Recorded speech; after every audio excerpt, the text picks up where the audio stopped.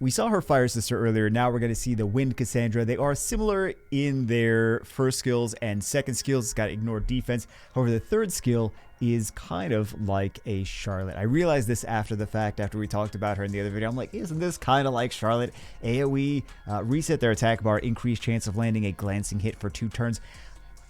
Personally, I wonder if I wouldn't just prefer Charlotte. She's got multi-hits, so after the first one doesn't work, the second one possibly could work. After that one doesn't work, the third one possibly could work. So you have 3 different chances. Also, Charlotte increases attack bar in addition to that. So I feel like, I don't know, I mean, and also additional damage in artifacts. So I kind of feel like I might like Charlotte better. But let's see Cassandra. We saw one match with her earlier. Let's see her more. And we will see what she can do. Wind Cassandra, match number 1. Got some strips. We got some CC. They left in the Josephine. Let's see if Josephine does some crazy stuff here. All right. Doesn't even stun, just completely kills. Okay. Not the great. Let's move on to the next one. I don't think she's going to be able to do much here. That's not, those are not the units that I was expecting to see here, but sure, why not? I don't know what why Veramos? Why Veramos? Why Veramos? Maybe they disconnected, they ran out of time or something. Why Veramos? Well, on the bright side, we get to see some new units. We get to see both the wind and fire versions and the, Dark Battle Angel. Why oh, jeez. Cleave on the left hand side. Okay. Cleave on the right. Cleave on both. Oh, my God. What? Don't ban that. It does nothing. It does not do anything. Why would you ban that? You banned the worst monster in the game. Okay. Yeah, let's see. Sure, let's see the Wind Cassandra in this one. That's exactly what we're going to see, I'm sure. G2. Hopefully, we can see her shine. Okay, we get the idea. They're going to come in. They're going to strip. They're going to decrease attack gauge. They're going to do ignore defense with 2 different things that ignore defense. Because they got the bombs. So let's see. Puppet Pulse. Attack power buff. Bomb. Critical error. Okay. That's the mistake that I made 9 years ago. I made a critical error. Playing Summoner's War. Not bad. Didn't really get the best RNG on that decreased attack gauge. Question for you guys. Would you have preferred Charlotte in this instance? Oh, additional turn. Hold on. I feel like I just would have preferred Charlotte.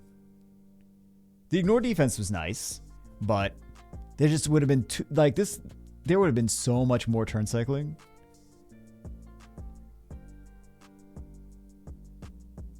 I think I think they might actually lose, and then the question becomes, would they have not lost if it was Charlotte? Would they have not lost if it was like Varad or something else?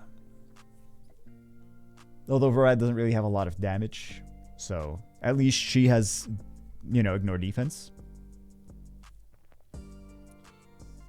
So I suppose there are certain instances where I would prefer, like for example against Leona, if Leona's on the other side. But Leona's usually a later pick. But see, this begs the question, if they brought another unit in, would they have won? Because I don't see them winning this. Maybe, but it's gonna be a long and painful. Yeah, we don't really need to see the rest of this. The question is, if they brought Charlotte or something else similar, would they have won? First round, picking Wind. What are they doing with the Diana there? I mean, it's Guardian players, so they obviously they have a strategy, but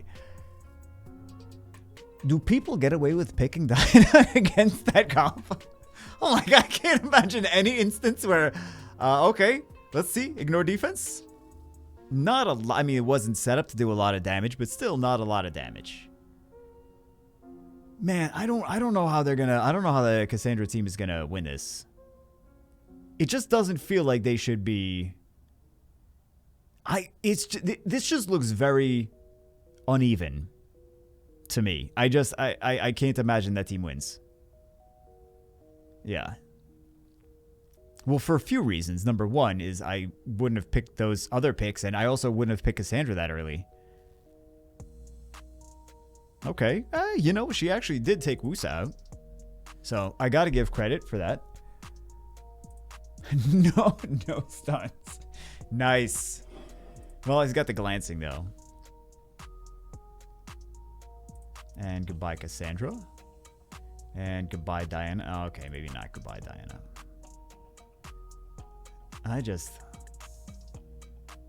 Yeah, that's what I thought was going to happen. First pick. Okay. I don't know that I would have gone first pick. I think they're just first picking her for funsies, and then they're just trying to contest speed. There's no way they outspeed, because that water puppeteer is going to be on Swift with 115 base speed. That's exactly what I expected them to do. Hold on. Okay. I thought maybe the Moor could have done some more insanity there. But this is kind of over now. I say kind of over. It's very over. It's absolutely very over. This guy on the right-hand side, he's got so many LDs. Like, he can just keep picking LD after LD after LD. He's got a crazy amount. He's just chilling C1. He's just like, I'm going to torment my opponents in C1. So we get to see 3 different units here. Okay. Cool time increase. That was the one that has the strip, and then he increases attack gauge, and he also increases the attack power of something, depending on the next units that have the highest attack gauge on the team. So, and then the Water Ivor on the opponent's team is, as you see the strip there, it is a strip if they have fast speed, right? But none of the buffs, like, it's part of the passive where they have a bunch of buffs, but it doesn't actually show the buffs. I don't know why it doesn't show anything, but yeah, it doesn't show the buffs. So that was the skill 2 right there.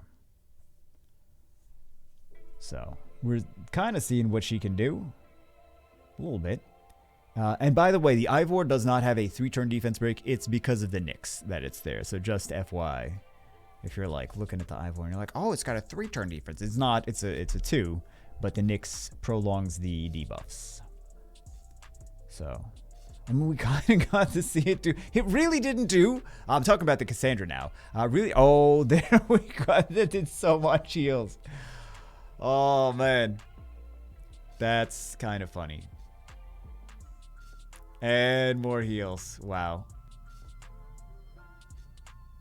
I feel like I would have gone for the Cannon Girl first, because the Cannon Girl was more of a threat. The Wind Cassandra was just going to keep potentially not doing anything or, you know, glancing. So they are going for a fast control comp, which is pretty dangerous, picking 3 wind units. They weren't punished as much as they could have been, but things could have been a lot worse. Okay, I feel that it's over, but I do like to call things way too early. See, there we go.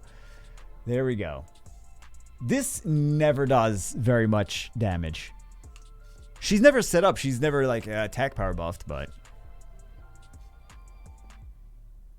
And I don't know the runes. I don't know if they're just on bruiser builds or what the situation is. I just always expect her to do more damage, and then I'm like, wow, that didn't do that much.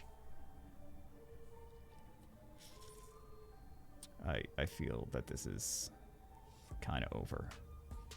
Yeah. I think we did not see this one yet. Did we? I don't think we did. Okay. Well, let's see. Kind of with this one, we're just trying to see if they get they actually land these skills. Okay. Didn't land it on Molly or Tessarion.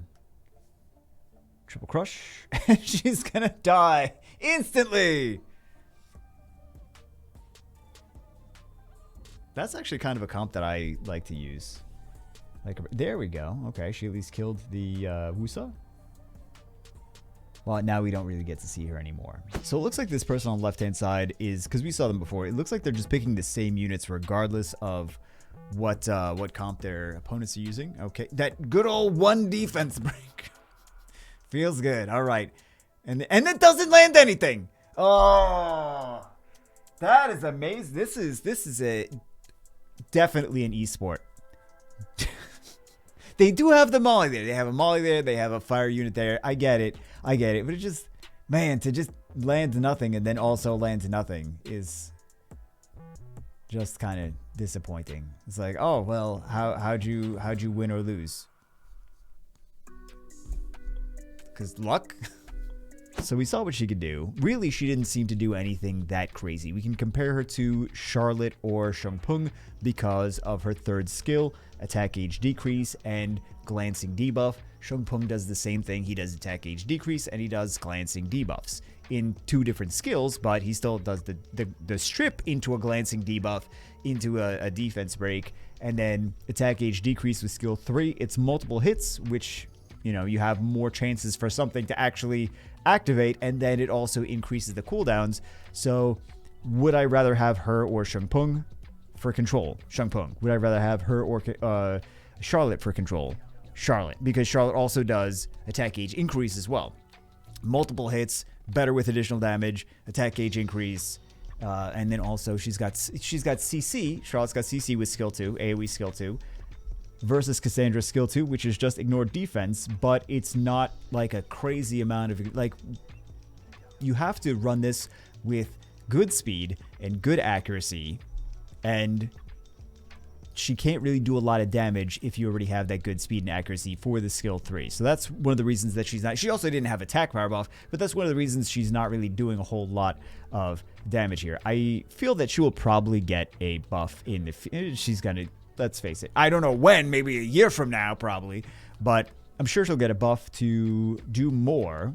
I don't think she's a bad unit in terms of like, oh, she needs a rework, she needs to do something completely different. I think that if they just make her tweaked, a little bit better versions of this, stronger skill 2 and skill 3, not necessarily different skills, just stronger is all she needs. I think she could definitely be a great unit one day. I think she's a little weak right now for what she should be, but I'm sure she will be good after she sees like 1 or 2 balance patches. So anyway, that's it for this one. See you as always in the next one.